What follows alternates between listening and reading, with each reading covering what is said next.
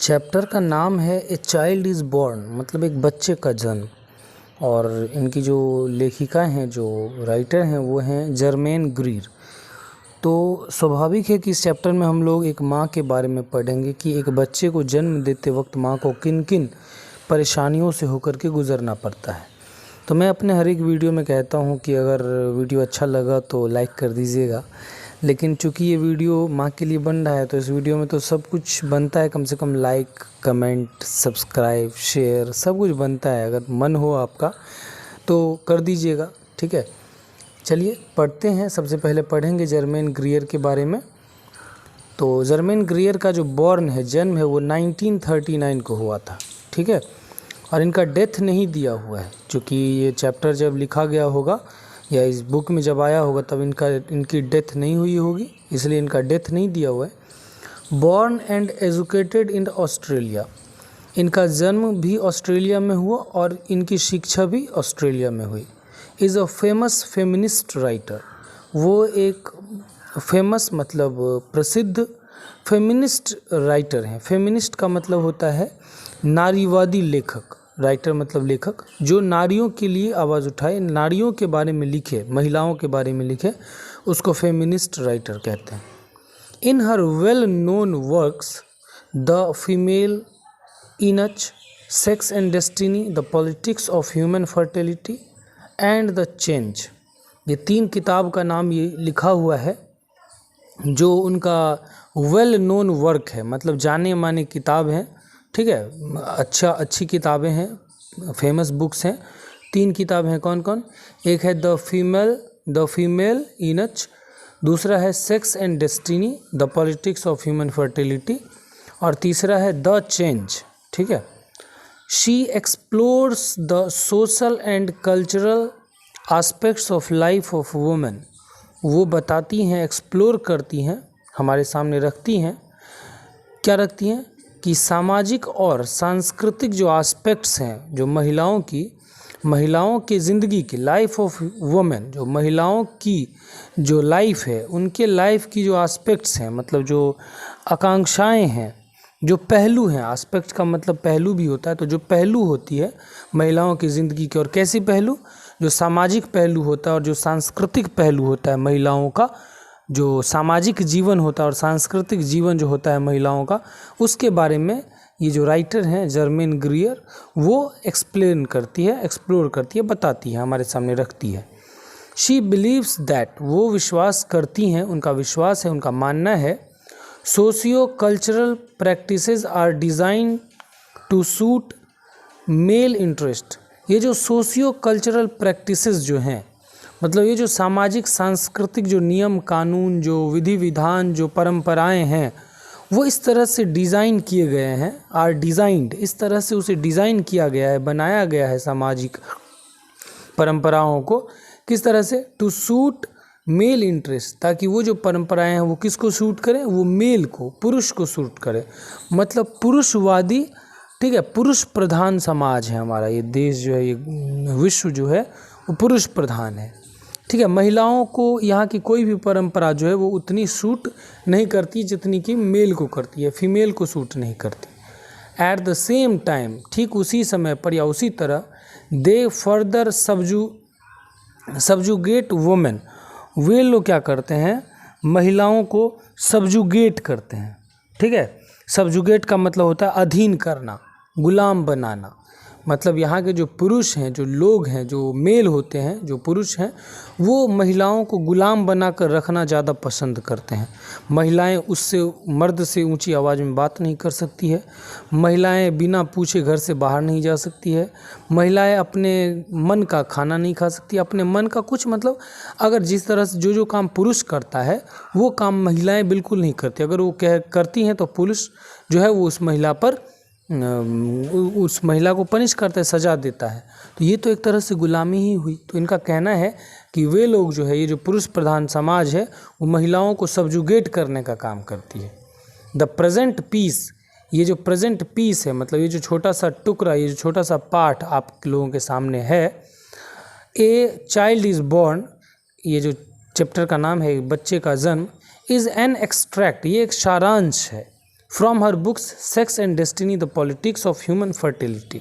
ये जो बुक है सेक्स एंड डेस्टिनी, उस बुक का सारांश है, ठीक है, संक्षिप्त विवरण है।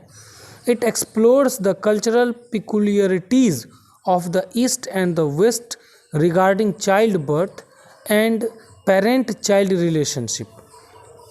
ये एक्सप्लोर करता है, बताता है हमें, ठीक है, क्या बताता है, द कल्चरल पिकुलियरिटीज़, ये जो सांस्कृतिक बाधाएं हैं, ये जो पिकुलियरिटीज़ हैं, ठीक है, कल्चरल मतलब होता है सांस्कृतिक, और पिकुलियरिटीज़ का मतलब बाधा बोल सकते हैं, विशेषता बोल सकते हैं, खासियत भी बोल सकते हैं। ये जो सांस्कृतिक खासियत है, विशेषताएं हैं, of the East and the West, पूर्वी देशों की और पश्चिमी देशों की, ये पूरे दुनिया की बात करती हैं। इस चैप्टर में बात करेंगी पूरी दुनिया के महिलाओं की, पूर्वी महिलाओं की और पश्चिमी देश की महिलाओं की। पूर्वी महिलाएं मतलब अपने लोग हो गए इंडिया के अगल बगल, और पश्चिमी मतलब हो गया उधर का अमेरिका, इंग्लैंड, वो सब पश्चिमी देश हो गए, ठीक है। वेस्ट रिगार्डिंग चाइल्ड बर्थ, और किसके रिगार्डिंग, चाइल्ड बर्थ के रिगार्डिंग, कि इन इधर देश हैं जो पूर्वी देश हैं, उधर बच्चे का जन्म क्या होता है, क्या प्रोसेस होता है, और जो पश्चिमी देश हैं उधर बच्चे का जन्म कैसे होता है, क्या प्रोसेस है। एंड पेरेंट चाइल्ड रिलेशनशिप, और बच्चे, माता पिता और बच्चे का जो रिलेशनशिप होता है, माता पिता और बच्चे का जो संबंध होता है, उसके बारे में भी ये इस चैप्टर में बात करेंगी, इस सारांश में बात करेंगे। और ये सारांश कौन से बुक से लिया गया है, सेक्स एंड डेस्टिनी जो बुक है उसका सारांश है, उस बुक से नहीं लिया गया है, उस पूरे बुक का ही ये सारांश है, ठीक है। चलिए अब हम लोग चैप्टर स्टार्ट करते हैं। प्लीज़ लाइक कर दीजिएगा और चैनल को सब्सक्राइब कर लीजिएगा, और मेरा एक और चैनल है प्राउड टू बी बिहारी, ठीक है, और बाकी चैप्टर का वीडियो बना हुआ है, ज़रूर आप लोग देखें, ठीक है। इसके बाद मात्र एक चैप्टर बचेगा आपके क्लास 12th का, ए मैरिज प्रपोजल, उसका भी मैं वीडियो बना दूंगा बहुत जल्द, और बाकी सारे चैप्टर का पोएम पोएट्री सब का वीडियो बन चुका है, तो वो ज़रूर देखें, ठीक है ना। चलिए शुरू करते हैं चैप्टर। कहती हैं कि the ways of managing child birth को मैनेज करने का जो तरीका है, बच्चों के जन्म देने का जो तरीका है, इन ट्रेडिशनल सोसाइटीज़, जो ट्रेडिशनल सोसाइटीज़ हैं, जो ऐसे समाज, ऐसे लोगों का समूह जो परंपरागत काम को, जो उनकी जो परंपरा है उसको जो अभी तक ढोते आ रहे हैं, ऐसे समाज, और लगभग बहुत सारे ऐसे समाज हैं अभी भी जो परंपरा के अनुसार जी रहे हैं। तो जो ट्रेडिशनल सोसाइटीज़ हैं, उन ट्रेडिशनल सोसाइटीज़ में जो बच्चों को जन्म देने का जो प्रक्रिया है, जो तरीका है, आर मैनी एंड वेराइड, वो कई तरह के प्रक्रिया हैं और वो सब अलग अलग तरह के हैं, ठीक है, कई तरह के हैं और अलग अलग तरह के हैं। तो जैसे कि हम अपने देश में लें तो हमारे देश में अलग अलग धर्म के लोग रहते हैं, तो वहाँ पर जो बच्चों का जन्म होता है अलग अलग धर्मों में, वो अलग अलग प्रक्रिया से होता है, उनका प्रोसेस अलग अलग होता है। और जैसे अलग अलग जाति होता है, तो अलग अलग जातियों में जो बच्चे का जन्म होता है, तो वहाँ पर उनका विधि विधान जो उनका होता है, रीति रिवाज, और जो मतलब महिलाओं के साथ जो होता है उनका मतलब उनको उनकी देखभाल करना, ठीक है, ये काम नहीं वो काम नहीं, मतलब उनको नहीं करने दिया जाता है कोई भी काम। तो वो सब अलग अलग जातियों में अलग अलग प्रकार से होता है, अलग अलग धर्म में अलग अलग प्रकार से होता है बच्चों का जन्म, ठीक है। तो कहते हैं कि जो ट्रेडिशनल सोसाइटीज़ है वहाँ पर बच्चों को जन्म देने की प्रक्रिया काफ़ी अलग है और वो सब भिन्न भिन्न है। देयर यूज़फुलनेस स्टेम्स डायरेक्टली, उनकी जो उपयोगिता है वो हमें डायरेक्टली सीधे रूप से पता चलता है। क्या पता चलता है? फ्रॉम द फैक्ट, इस सत्य बात से, फैक्ट का मतलब सत्य बात, जो सच्ची बात है उस बात से, कि they are accepted culturally and collectively, वो सब जो प्रोसेस है, जो प्रक्रिया है बच्चों को जन्म देने की, ठीक है, बिना हॉस्पिटल ले जाए बिना घर पर ही जो बच्चों को जन्म देने की जो प्रक्रिया है वो कल्चरली मतलब सांस्कृतिक रूप से और कलेक्टिवली मतलब सामूहिक रूप से लोगों के द्वारा वो सारी प्रक्रियाएं हैं जो वो एक्सेप्टेड हैं, वो स्वीकृत हैं, ठीक है। उन पर काफ़ी सालों से शोध चल रहा है, मतलब महिलाएं जो है वो काफ़ी सालों से घरों में बच्चों का जन्म होता आ रहा है, तो महिलाएं जो है वो सीख चुकी हैं कि कैसे घर में ही बच्चों को जन्म दिया जा सके। सो दैट, ताकि the mother does not have the psychic burden, कि माँ के पास जो है वो किसी तरह का साइकिक बर्डन जो है वो नहीं रहे। साइकिक बर्डन का मतलब होता है जो दिमागी जो बर्डन होता है, जो दिमागी तनाव होता है, वो नहीं होना चाहिए। ठीक है। ऑफ री इन्वेंटिंग द प्रोसीजर्स, मतलब इस प्रोसीजर को, ये जो प्रोसीजर है, ये जो काम है, ये जो प्रक्रिया है, उस प्रक्रिया को गढ़ने में, उस प्रक्रिया को करने में, मतलब बच्चे को जन्म देने की जो प्रक्रिया है, उस प्रक्रिया को लेकर के महिलाएं, जो गर्भवती महिला होती है, उसके दिमाग पर किसी तरह का बर्डन नहीं हो, ये सारा काम ये हमारे घर की जो बुजुर्ग महिलाएं हैं वो करती हैं। इवन दाउ द पोटेंशियल कैटास्ट्रोफीज़, इसके बावजूद जो पोटेंशियल कैटास्ट्रोफीज़ हैं, ठीक है, मतलब जो संभावित आपदा है, हो सकता है अब घर में प्रेगनेंसी हो रही है, बच्चे का जन्म हो रहा है, ठीक है, टाइम आ चुका है बच्चे के जन्म का, और उस समय अचानक से कोई जो संभावित आपदा है, उनको पता है कि ऐसा होगा, मतलब कुछ तबीयत ख़राब हो सकता है जन्म देते वक्त। तो ये सारा कोई पहली बार तो नहीं होता है, इससे पहले भी जो हमारे घर की बुज़ुर्ग महिलाएँ हैं वो इससे पहले भी कई बार बच्चों को ऐसे ही जन्म दिलवा चुकी हैं, मदद कर चुकी हैं पुराने महिलाओं की। तो उन्हें पता होता है कि जो पोटेंशियल कैटास्ट्रोफीज़ है, जो संभावित आपदा हैं, are alive in the memory of her community.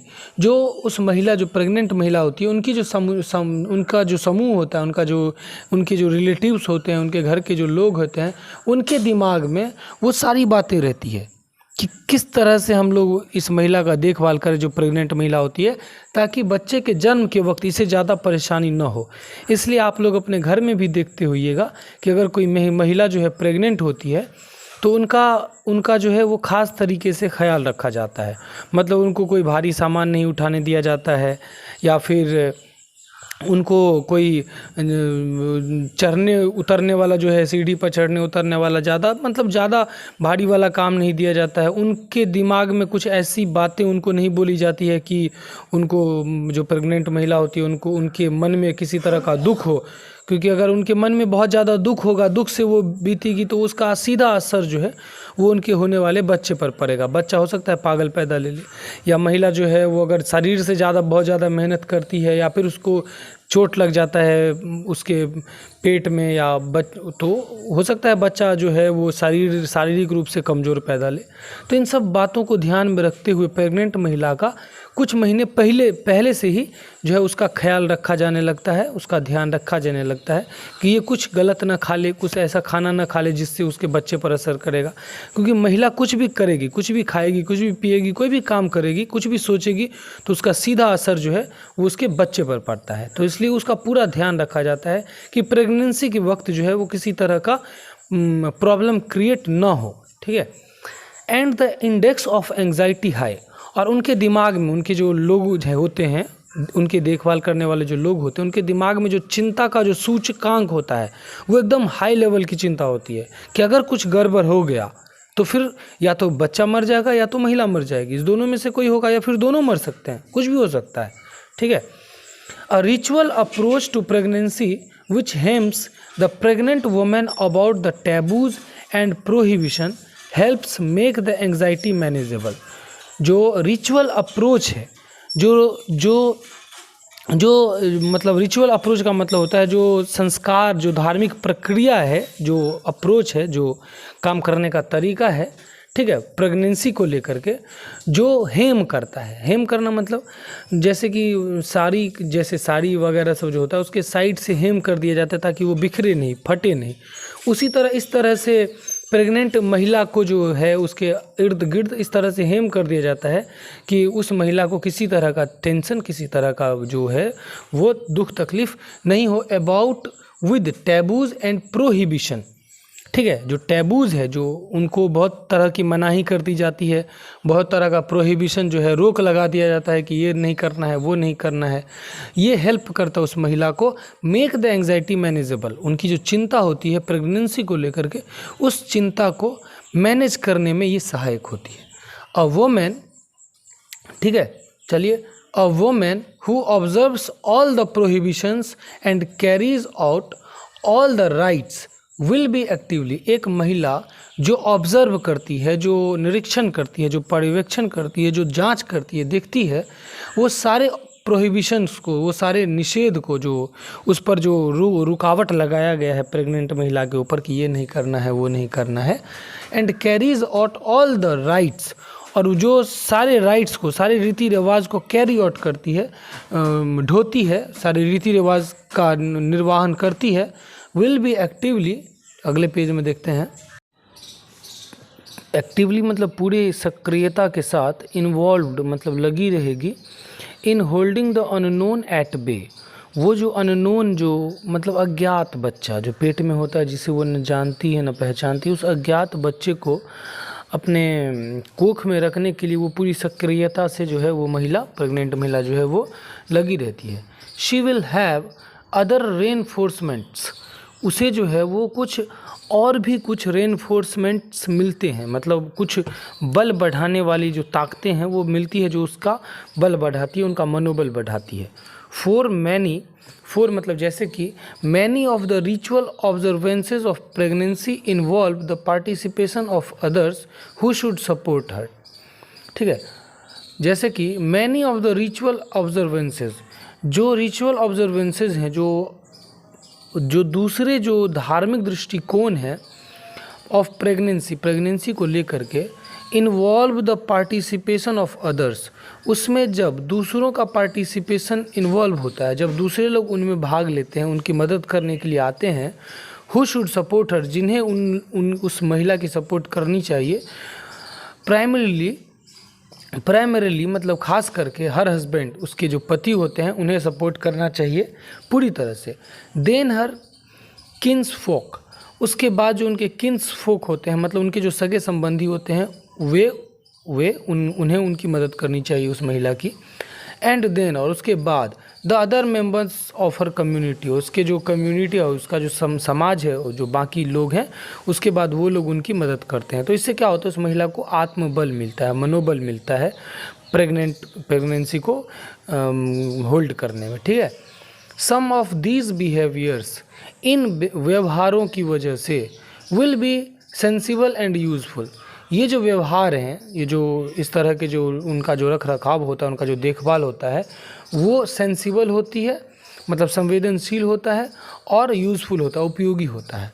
Others magical, और कुछ मैजिकल व्यवहार भी हो जाता है, मैजिकल असर भी होता है, जादुई असर, महिला को कुछ पता भी नहीं चलता है। ठीक है, कैसे उसने बच्चे को जन्म दे दिया।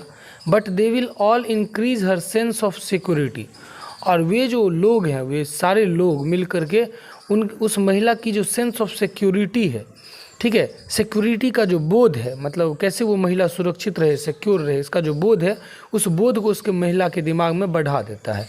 ऑल हर कन्विक्शन दैट, और इसको जो सारी जो कन्विक्शन है, कन्विक्शन मतलब उसकी जो सारी धारणा है, सारी आस्था जो उस प्रेग्नेंट महिला की, that she is conducting the pregnancy, not it is conducting her, कि वो प्रेगनेंसी को कंडक्ट कर रही है, प्रेगनेंसी उसको कंडक्ट नहीं कर रहा। कंडक्ट करने का मतलब होता है संवहन करना, मतलब आगे बढ़ाना। ठीक है, मतलब जो महिला है वो प्रेगनेंसी को कंडक्ट कर रही है, वो बच्चे को पाल रही है, बच्चा उसको कंट्रोल नहीं कर रहा है। ठीक है, जो प्रेगनेंसी है वो उस महिला को कंट्रोल नहीं कर रहा। मतलब आप ये हमेशा मन में भावना लगा कर चलो, भावना रख के चलो कि उसे कुछ नहीं हुआ, क्योंकि वो बच्चे को जन्म देगी आराम से, कोई दिक्कत नहीं है। ठीक है, ये दिमाग में उसके डाल दिया जाता है। The remnants of this kind of prophylaxis, इस तरह का जो प्रोफिलैक्सिस है, इस तरह का जो पहले से जो रोग से निरोध, मतलब रोग से बचाव का जो उपचार है, प्रोफिलैक्सिस मतलब किसी भी रोग से बचाव का जो पूर्व उपचार किया जाता है, तो वो जो बचाव का जो उपचार है, जो पहले से किया जाता है तैयारी, इस तरह का जो रेमनेंट्स है, जो अवशेष है इस बचाव का, can be found in the persistence of old wives tales, जो पुरानी जो बहुएं होती है, जो पुरानी जो पत्नियां होती है, उनकी कहानी जब वो सुनाती है उस महिला को, प्रेग्नेंट महिला को, सारे लोग उसके अगल बगल के लोग आ जाते हैं कहानी सुनाने के लिए कि फला महिला जो प्रेग्नेंट हुई थी तो उसका बच्चा ऐसे हुआ था, उसको ये हुआ था, उसको ये हुआ था, उसको ये दर्द हुआ था, या फिर उसको बिल्कुल दर्द नहीं हुआ था। इस तरह की कहानियाँ सुनाती हैं उनको, ठीक है, ताकि उसके दिमाग से जो डर है वो निकल जाए about the pregnancy, even in our own superrational and confused life style. ठीक है। हमारा जो ये जो सुपरेशनल है और कंफ्यूज्ड लाइफ स्टाइल है, जो हमारा अति तर्क संगत जो लाइफ स्टाइल है, अति जो कंफ्यूज्ड एकदम विचलित जो हमारी जो जीवन शैली है, ठीक है, फिर भी उसमें से तर्क लगा लगा करके हम लोग उस महिला को कहानी सुनाते हैं। जो बाकी महिलाएं हैं वो उस महिला की तकलीफ़ को, उसका जो मेंटल बर्डन है उसको कम करने का प्रयास करते हैं। वन यूनिवर्सिटी ग्रेजुएट, एक university graduate of my acquaintance, मेरी जान पहचान की एक महिला जो यूनिवर्सिटी ग्रेजुएट थी, हु अप्रोच्ड हर प्रेगनेंसी, उसने अपने प्रेगनेंसी को इस तरह से अप्रोच किया, मतलब वो भी प्रेग्नेंट थी और इस तरह से उसने खुद को देखभाल किया, एज इफ़, मानो it were her term assignment, जैसा कि वो उसका टर्म असाइनमेंट हो। जैसे कि कोई हम लोग असाइनमेंट ले लेते हैं, कोई काम करते हैं, ठीक है, असाइनमेंट जो बनाते हैं तो उसमें पूरा हर चीज़ नोट करते हैं। तो उसी तरह जब मेरी एक महिला दोस्त जो मेरी एक्वेंटेंस थी, जान पहचान की थी, और वो भी ग्रेजुएट थी, ठीक है, तो उसने ऐसा मानो कि ये जो प्रेगनेंसी है वो उसका टर्म असाइनमेंट था। मेटिक्यूलसली फुट नोटिंग एवरी डेवलपमेंट, वो हर एक विकास का, उसके शरीर में जो परिवर्तन हो रहे थे, जब महिला को, कोई भी महिला जब प्रेग्नेंट हो जाती है तो उसके हर चीज़ में परिवर्तन जो है, डेवलपमेंट जो है होना शुरू हो जाता है, मतलब उसके शरीर में कई सारे परिवर्तन एक साथ शुरू हो जाते हैं। तो वो सब चीज़ को मेटिक्यूलसली, मतलब एकदम सावधानी पूर्वक नोट कर रही थी, लिख रही थी। Clung to her prenatal exercises, prenatal, natal का मतलब होता है प्रसूति, मतलब जब प्रेगनेंसी जब होती है, जब बच्चा पैदा होने लगता है तो उसको नेटल कहते हैं, प्रसूति कहते हैं। और प्री का मतलब होता है पहले, प्री नेटल मतलब प्रसूति से पहले, ठीक है। प्रसूति से पहले जो उसको एक्सरसाइजेज जो दिया गया था, जो काम दिया गया था लोगों ने, मतलब कुछ एक्सरसाइज वगैरह भी उनको करने के लिए कहा जाता है, ठीक है, जैसे कि अच्छा खाना खाने के लिए, टहलने के लिए, हल्का धीरे धीरे या फिर एकदम थोड़ा हल्का सामान उठाने के लिए, एकदम हल्का सामान सब उठाने के लिए, ठीक है, सुबह में उठ के थोड़ा एक्सरसाइज करने के लिए, ये सब जो उसे कहा जाता है as a form of ritual observances. और वो किस रूप में, तो रिचुअल ऑब्जर्वेंसेस के रूप में, मतलब रिचुअल का मतलब होता है धार्मिक अनुष्ठान जो होता है, जो रीति रिवाज होता है, ठीक है, उसके रूप में। As well as helpful preparation for the physical exploit of childbirth, जब बच्चा जन्म लेता है उस समय जो फिजिकल एक्सप्लॉइट होता है, मतलब शारीरिक जो नुकसान जो होता है, शारीरिक नुकसान, ठीक है, शारीरिक क्षति जो होती है, उसको कम करने के लिए, उसको कम करने के लिए ये जो एक्सरसाइजेज था, जो प्रसूति से पूर्व जो एक्सरसाइज कर रही थी, वो उस एक्सरसाइज से चिपक गई, मतलब रोज़ करती रही, ठीक है, और वो बहुत ही हेल्पफुल था। Performing them in deep silence, वो उस एक्सरसाइज को पूरी शांति से एकदम अच्छे से करती थी। एंड टोटल रिकलेक्शन, और फिर वो उसे दोहराती भी थी। रिकलेक्शन का मतलब होता है याद करना, ठीक है, तो वो उस एक्सरसाइज को डेली याद करती थी, डेली दोहराती थी, at the same time every day, और एकदम सेम टाइम एवरी डे, मतलब प्रत्येक दिन जो है वो उसी समय पर वो एक्सरसाइज उसे करना होता था। कम हेल और हाई वाटर, ये जो कम हेल और हाई वाटर है, ये एक फ्रेजल वर्ब है जिसका मतलब होता है किसी भी परेशानी के बावजूद उसे ये एक्सरसाइज करना होता था। तो कम हेल और हाई वाटर का मतलब क्या होता है, किसी भी परेशानी के बावजूद, ठीक है। As well she observed the old die hard superstition that acquiring equipment and apparel for baby before the birth was bad luck. उसने देखा, शी ऑब्जर्व्ड, उसने देखा, उसने ऑब्जर्व किया, महसूस किया, ठीक है, कि the old die hard superstition, कि एक बहुत पुरानी जो है वो कट्टर अंधभक्ति, अंधविश्वास, कट्टर अंधविश्वास क्या था, वो कट्टर अंधविश्वास ये था दैट कि एक्वायर का मतलब होता है प्राप्त करना, खरीदना, acquiring equipment and apparel, equipment का मतलब हो जाएगा कोई बच्चे के लिए कोई खिलौना या कोई यंत्र, ठीक है, एंड अपैरल का मतलब होता है वस्त्र, कपड़ा। फॉर बेबी के लिए कोई इक्विपमेंट, कोई खिलौना या कोई कपड़ा एक्वायर करना, खरीदना जो है, बिफोर द बर्थ, जन्म से पूर्व, वॉज बैड लक, वो बैड लक माना जाता है, ठीक है, जो है वो दुर्भाग्य माना जाता है, नहीं खरीदना चाहिए, ऐसा माना जाता है कि वो अच्छी बात नहीं है। हमारे देश में भी जब बच्चा जन्म लेता है तो उसे पुराना कपड़ा ही पहनाया जाता है, नया कपड़ा जल्दी बच्चे को शुरू में नहीं पहनाया जाता है, ठीक है, ना ही उस बच्चे के लिए नया कपड़ा खरीदा जाता है, उस घर के लोग ना खरीदते हैं। तो ऐसा जो कट्टर डाई हार्ड सुपरस्टिशन था उसने देखा, मतलब कट्टर अंधविश्वास था ये। And so one of my God children, और शायद इसलिए हमारा कोई संतान जो बच्चा जो जन्म लेता है, शॉट इनटू द वर्ल्ड, इस संसार में आया, विदाउट आता है या आया विदाउट क्रिब और नैपकिन्स, ना उसके पास कोई पालना होता है, झूलने के लिए बच्चे को झुलाया जाता है, उसे क्रिब कहते हैं, और नैपकिन्स, और ना ही उसे नैपकिन होता है। नैपकिन जो बच्चा जब पेशाब कर देता है तो उसको लगाया जाता है नीचे में पट्टी, ठीक है, वाइट कलर की रुई वाली, तो ना बच्चे के पास वो नैपकिन होती है और ना ही क्रिब पालना होता है। तो ऐसा इसलिए होता है, और इसलिए शायद हम लोग नया कपड़ा नहीं खरीदते कि बच्चा जैसा आया है वैसे ही रहेगा। कंसिडरेबल एफर्ट, मतलब महत्वपूर्ण प्रयास, had gone into seeing that, ये देखा गया, महत्वपूर्ण प्रयास जो है ये सब देखा गया, क्या देखा गया, that the mother had every opportunity to enjoy her baby, माँ के पास वो हर प्रयास किया गया जिससे वो अपने बेबी को एंजॉय कर सके। बेबी को एंजॉय करने का जो अपॉर्चुनिटी है, जो समय है, ठीक है, वो उस महिला को दिया जाता है ताकि वो अपने प्रेगनेंसी को एंजॉय कर सके।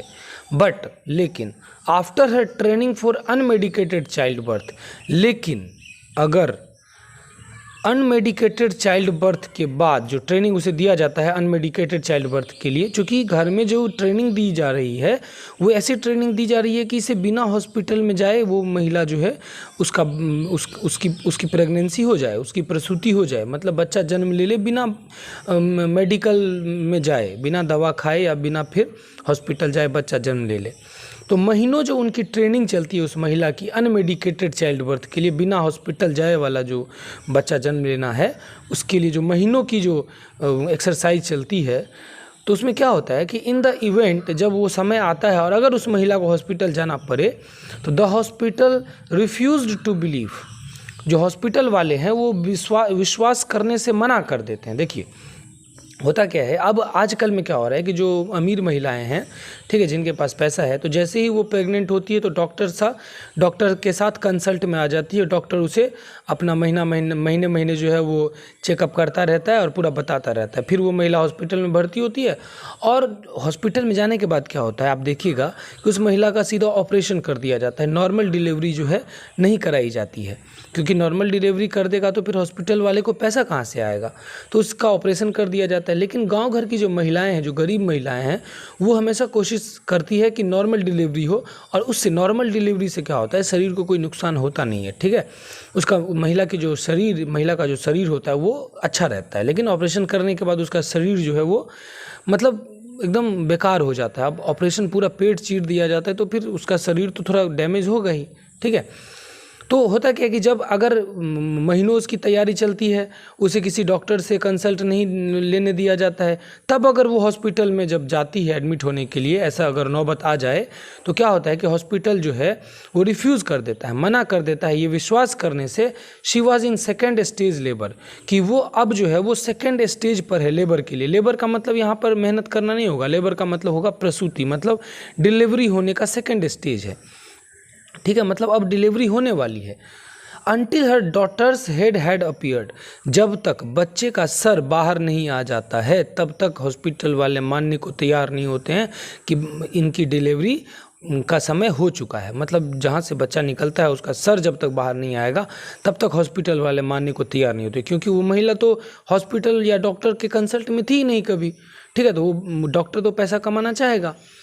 The hospital staff was so uncooperative, और हॉस्पिटल के स्टाफ भी जो हैं वो उनके साथ बहुत ही अनकोऑपरेटिव, मतलब असहयोगितापूर्वक व्यवहार करते हैं, मतलब कोई सहायता नहीं करते, किसी तरह का जो है देखभाल नहीं करते, अक्सर ऐसा देखा जाता है, ठीक है।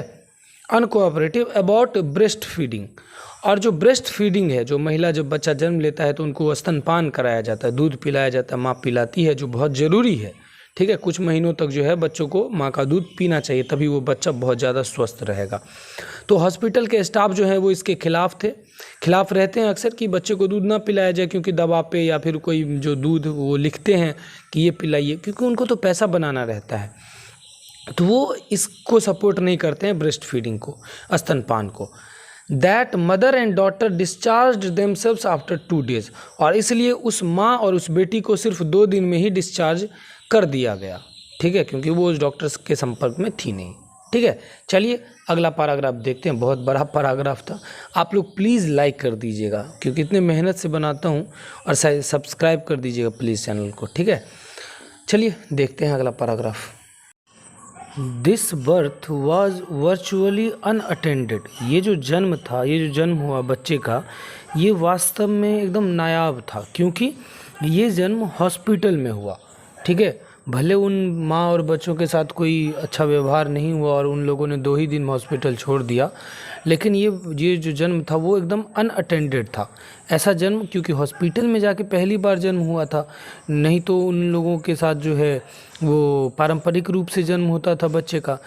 ये नायाब जन्म था, एकदम नया जन्म हुआ बच्चे का हॉस्पिटल में जा कर के। ठीक है, इन नॉन टेक्नोक्रेटिक सोसाइटीज़, जो नॉन टेक्नोक्रेटिक सोसाइटीज़ हैं, जो गैर तकनीकी समाज हैं, समाज जो है जहाँ पे टेक्निक जो है काम नहीं करता, जहाँ पर मशीनों का उपयोग नहीं होता, हॉस्पिटल में बच्चे का जन्म नहीं होता है, एक्सेप्ट फॉर रिमार्केबल एक्सीडेंट्स, कुछ खास एक्सीडेंट को छोड़ करके, कुछ असाधारण, जो कुछ अगर कुछ ऐसा एक्सीडेंट या कोई ऐसी घटना हो जाए जो बहुत एकदम क्रिटिकल सिचुएशन आ जाए, ठीक है, जिसमें हॉस्पिटल जाना एकदम ज़रूरी हो जाए, नहीं तो माँ या बच्चा दोनों मर सकता है, ऐसी सिचुएशन में जो है वो हॉस्पिटल जाना पड़ता है। लेकिन जो गैर तकनीकी जो समाज हैं, वहाँ पर जो बर्थ होता है इज़ ऑलवेज अटेंडेड, वो बर्थ हमेशा जो है पुराने विधि विधान से ही होता है। ठीक है, तीसरा पैराग्राफ है, क्लियरली, एकदम क्लियर है कि इन्फेंट एंड मदर, जो शिशु होता है, जो बच्चा होता है, वो और उसकी माँ, इन्फेंट एंड मदर मोर्टेलिटी, बच्चे और माँ की जो मृत्यु है, is greater in traditional births, जब ट्रेडिशनल बर्थ होता है, जब पारंपरिक तरीके से जब जन्म होता है, तो वहाँ पर मृत्यु की संभावना ज़्यादा होती है, ज़्यादा मृत्यु होता है।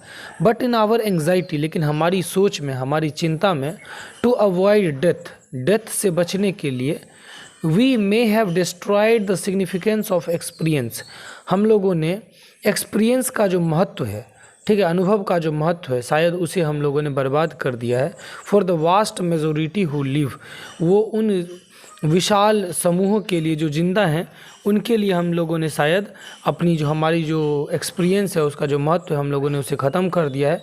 अब लगभग सभी लोग जो है वो हॉस्पिटल पर निर्भर हैं।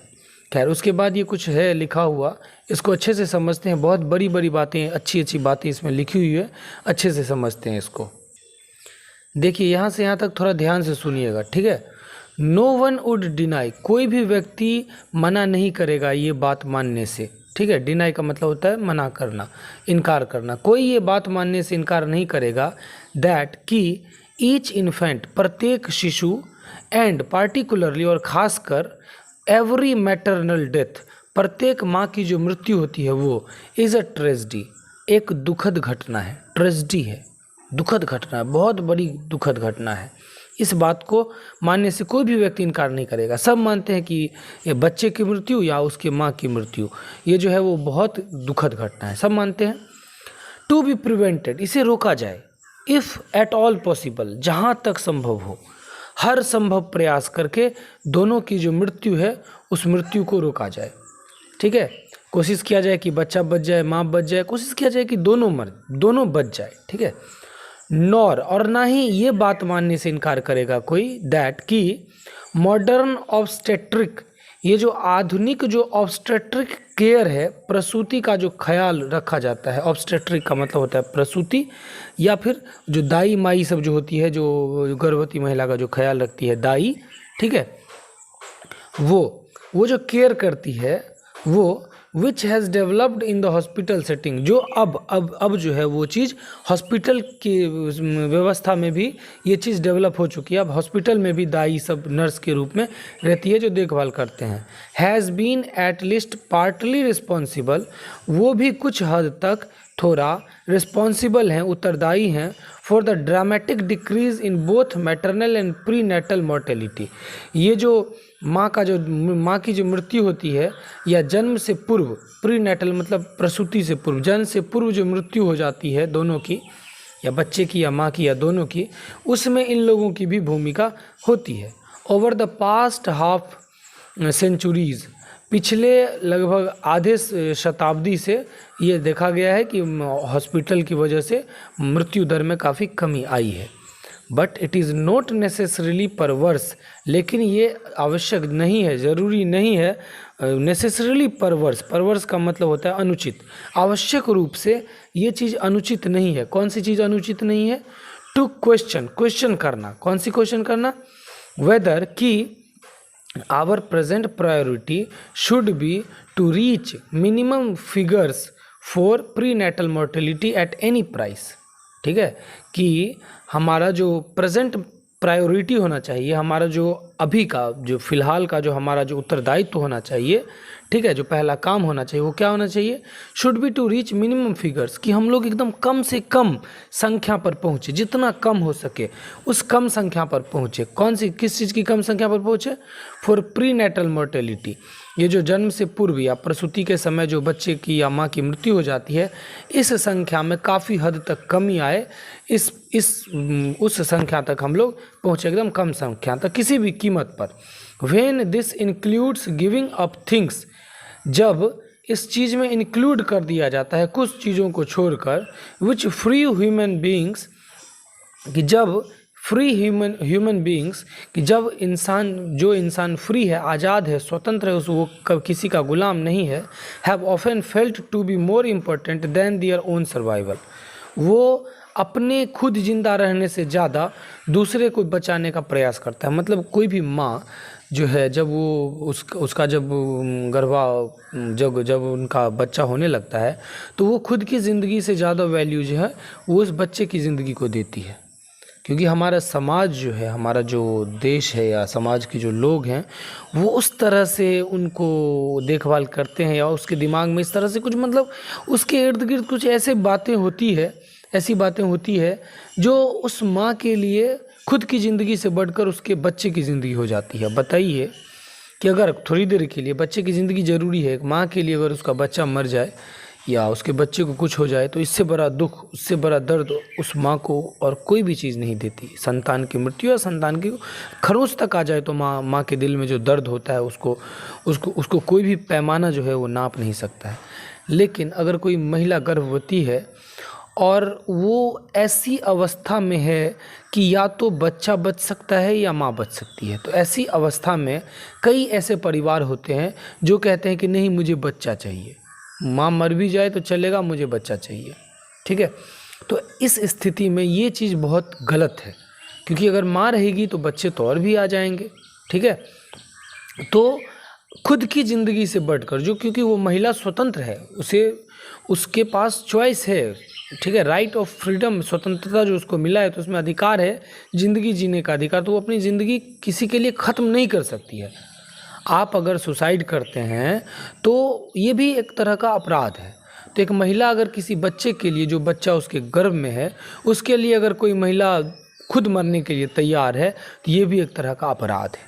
ठीक है, तो वो कहती हैं कि खुद की ज़िंदगी से बढ़कर, खुद के सर्वाइवल से बढ़कर उस चीज़ को इम्पोर्टेंस देना भी होता है। Such as freedom to live their own lifes, अपनी ज़िंदगी जीना, देयर ओन वे, अपने हिसाब से जीना, and to make individual choices, और खुद के चॉइस से कोई डिसीजन लेना, in the line with their own sense of values, अपने मूल्यों की भावना को ध्यान में रख करके खुद डिसीजन लेना एक महिला के पास पूरा अधिकार है।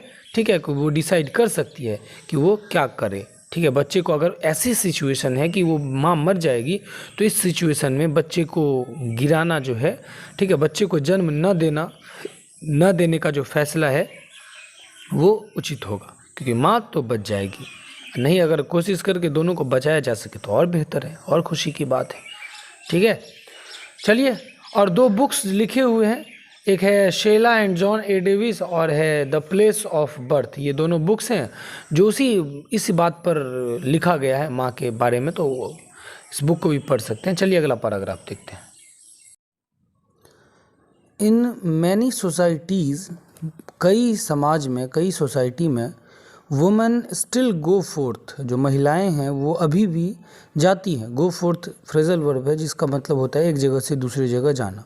महिलाएं अभी भी जाती हैं फ्रॉम दियर मदर्स हाउस, अपनी माँ के घर से, एट मैरिज, शादी में, to live with a mother in law and the wives of their husband's brother.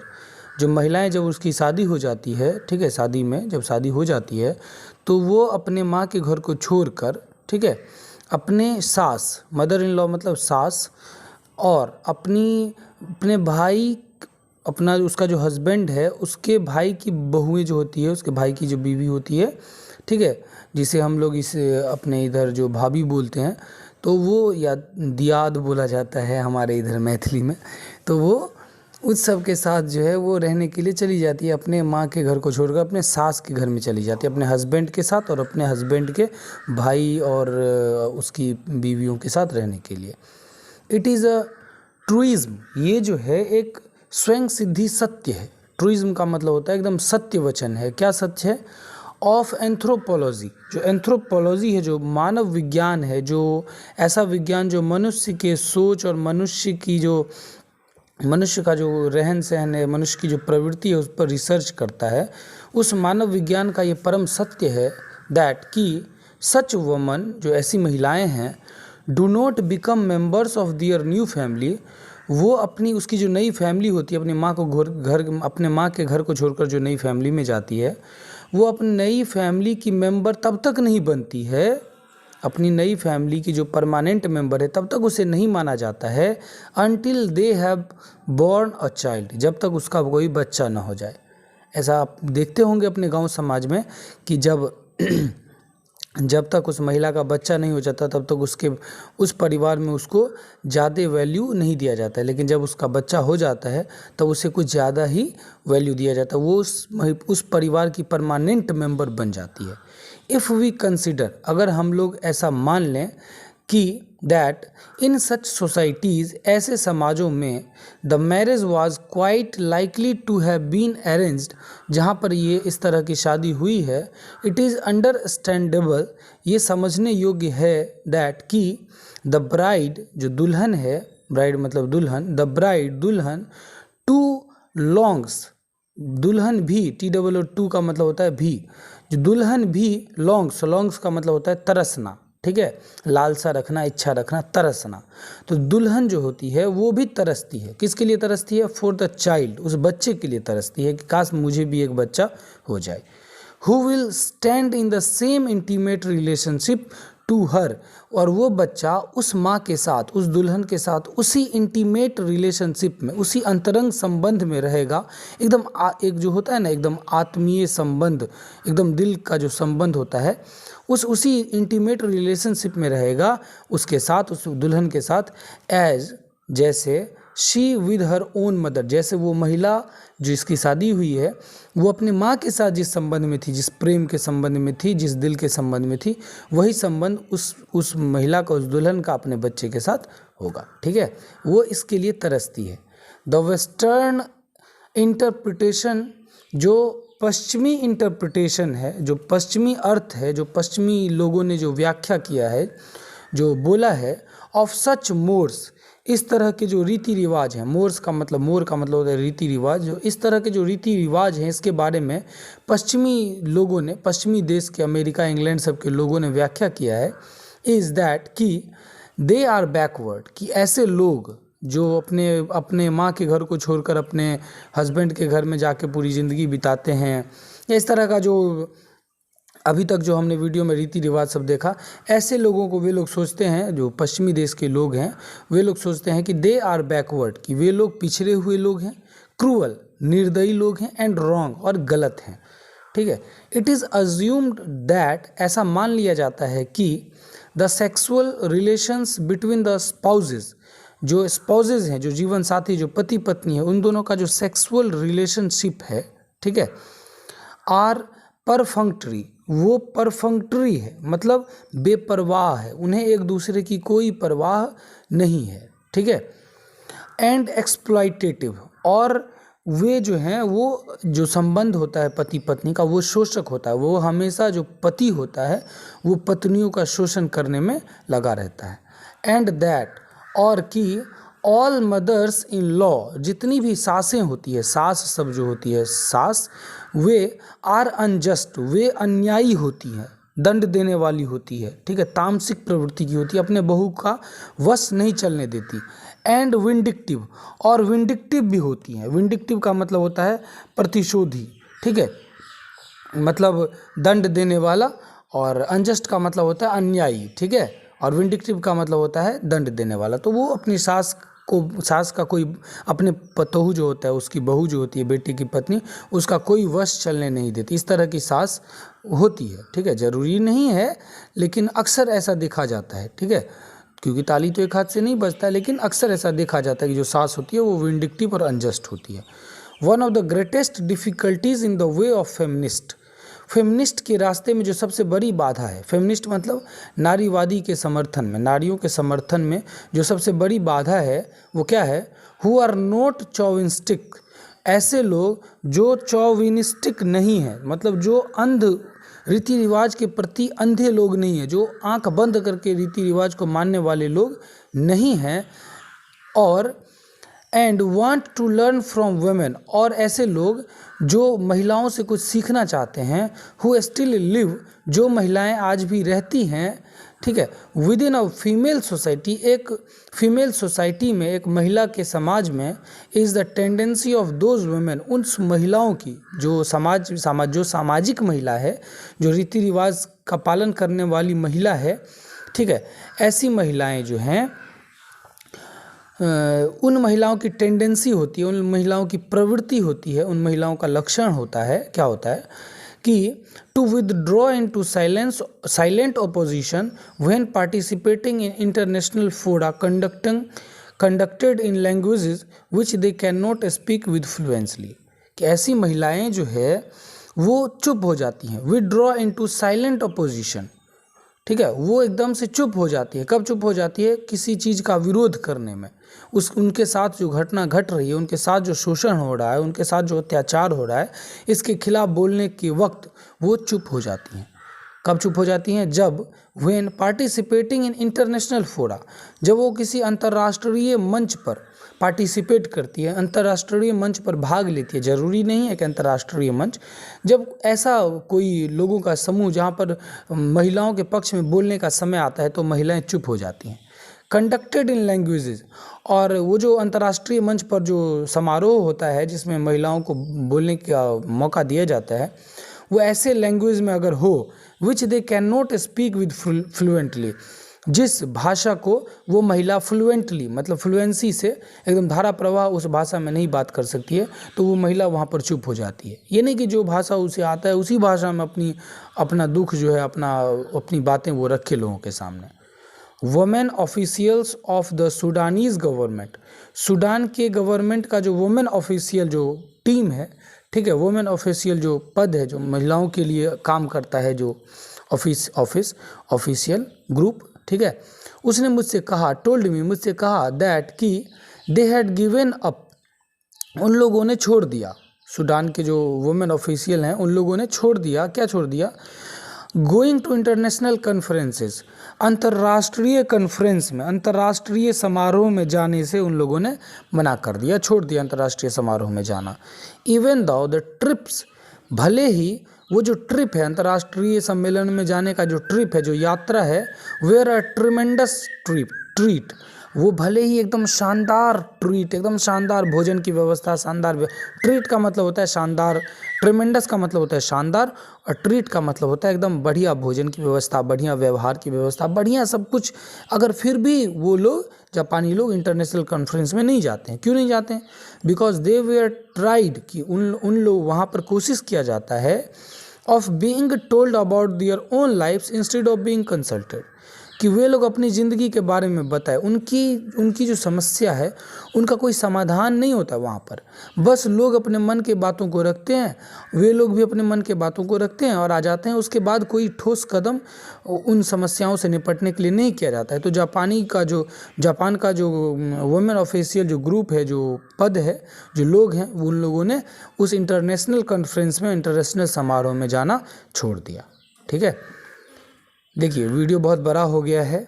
अगर ये जो 5 पैराग्राफ है, इससे आगे 10 पैराग्राफ तक है टोटल, वो मैं अगले वीडियो में बता दूंगा। ठीक है, वीडियो अगर अच्छा लगा हो तो प्लीज़ लाइक कर दीजिएगा, चैनल को सब्सक्राइब कर दीजिएगा, कमेंट करके ज़रूर बताएं। हमारा एक नया चैनल है प्राउड टू बी बिहारी, उसे भी सब्सक्राइब कर दें। ठीक है, thank you so much, bye bye, take care.